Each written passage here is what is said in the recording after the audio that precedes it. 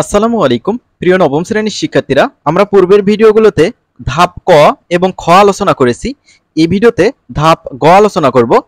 এখানে বলা রয়েছে ব্যবসায়ের প্রত্যাশা এবং প্রভাব নিরূপণ। ব্যবসাটি থেকে তুমি কি প্রত্যাশা করো তা উল্লেখ করতে হবে। এই ব্যবসায়ের কাজে নতুন কি প্রযুক্তি ব্যবহার করা যেতে পারে এবং তার প্রভাব কি হতে পারে তা বর্ণনা করতে হবে। এই ব্যবসাটি টেকসই এবং উদ্ভাবনীমূলক কিনা। যদি তাই হয় তাহলে কেন টেকসই এবং উদ্ভাবনীমূলক মনে করছো? সপক্ষে যুক্তি দেখাবে। প্রাকৃতিক ও সামাজিক পরিবেশগত পরিবর্তনে এই ব্যবসায়ের প্রভাব কেমন হতে পারে তা বর্ণনা করতে হবে।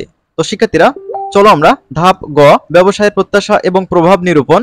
এখানে বেশ কয়েকটি কোশ্চেন দেখতে পাচ্ছি, এই কোশ্চেনগুলোর আনসার করব। তোমরা যারা এখনো চ্যানেলটি সাবস্ক্রাইব করো নাই, কাইন্ডলি চ্যানেলটি সাবস্ক্রাইব করবে পরবর্তী ভিডিওগুলো পাওয়ার জন্য।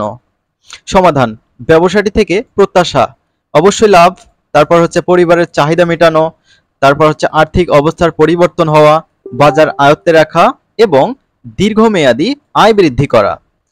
তারপর লেখা হয়েছে কারুশিল্পে প্রযুক্তির ব্যবহার। আমরা কিন্তু ব্যবসা হিসেবে কারুশিল্প বেছে নিয়েছি, এই কারণে লিখেছি কারুশিল্পে প্রযুক্তির ব্যবহার। কারুশিল্পে প্রযুক্তির ব্যবহারের কিছু উদাহরণ দেওয়া হলো।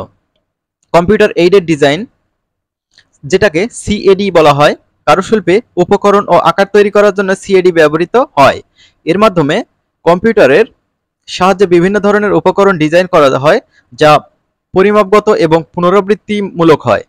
2 নম্বর, কম্পিউটার নিযুক্ত নিকাশ, কম্পিউটার নিউমেরিক্যাল কন্ট্রোল সিএনসি। এটি কারুশিল্পে ব্যবহৃত হয় প্রসেস নিয়ে দূরবর্তী নিযুক্ত করা। এটি নির্দিষ্ট রকমের উপাদান বা আকার তৈরি করতে সাহায্য করে এবং সংশ্লিষ্ট প্রসেস পরিচালনা করে। সিমুলেশন ও মডেলিং, পুনরাবৃত্তিমূলক উপাদান তৈরির জন্য সিমুলেশন এবং মডেলিং ব্যবহার করা হয়। এটি কারুশিল্পে পণ্যের পারফরম্যান্স এবং ব্যবহারকারীর প্রতিক্রিয়ার অনুকরণ করে বিভিন্ন পরিস্থিতি তৈরি করা হয়। রোবোটিক্স ও অটোমেশন, এই প্রযুক্তি কারুশিল্পে ব্যবহৃত হয়, যা উপাদান পরিচালনা করতে সাহায্য করে এবং ব্যবহারকারীর জন্য নির্দিষ্ট কার্যকারিতা অনুসরণ করে। অ্যানালাইটিক্যাল সফটওয়্যার, কারুশিল্পে প্রোডাক্ট ডেভেলপমেন্ট অ্যানালাইটিক্যাল সফটওয়্যার ব্যবহৃত হয়, যা তথ্য থেকে উপকরণ অগ্রগতি এবং প্রদর্শন মূল্যায়ন করে। এগুলি হলো কিছু প্রধান প্রযুক্তির উদাহরণ যা কারুশিল্পে ব্যবহৃত হয়। এগুলো একটি সাধারণ তালিকা যা অনেক বিভিন্ন কারুশিল্পে সেটিংসে ব্যবহৃত হতে পারে। এরপর দেখো, কারুশিল্প ব্যবসা এবং উদ্ভাবনী হতে পারে। কিভাবে হতে পারে?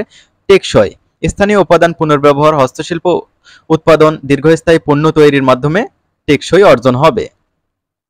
উদ্ভাবনী, ঐতিহ্যবাহী নকশার আধুনিকরণ, স্থানীয় উপাদান থেকে অনন্য পণ্য, টেকসই পণ্য, ব্যক্তিগত পণ্য তৈরির মাধ্যমে এলাকায় সুনাম আসতে পারে।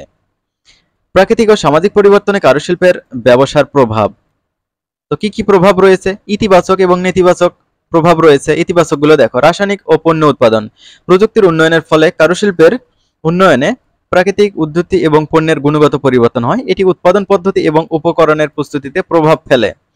পরিবেশ সংরক্ষণ, এনার্জি সংরক্ষণ, জলের ব্যবহার ও অপচয় নিয়ন্ত্রণ করতে উন্নত প্রযুক্তির ব্যবহারের ফলে পরিবেশ সংরক্ষণে পরিবর্তন হয়। প্রযুক্তিগত উন্নয়ন, নতুন উৎপাদন প্রযুক্তির ব্যবহার প্রস্তুতে ব্যবহৃত হয়ে উন্নত কারুশিল্পে উদ্ধৃতি উৎপন্ন হয়। নেতিবাচক বা খারাপ প্রভাব কি? উন্নয়ন ও বাস্তব দুনিয়ার প্রভাব। প্রযুক্তির ব্যবহার সম্ভাবনামূলক আবদ্ধকরণ, পরিবর্তনশীল উদ্ভাবন এবং প্রস্তুতিতে ব্যবহৃত হয়ে বাস্তব দুনিয়ায় বিভিন্ন কারুশিল্প উন্নতি এবং বৃদ্ধি নিয়েছে।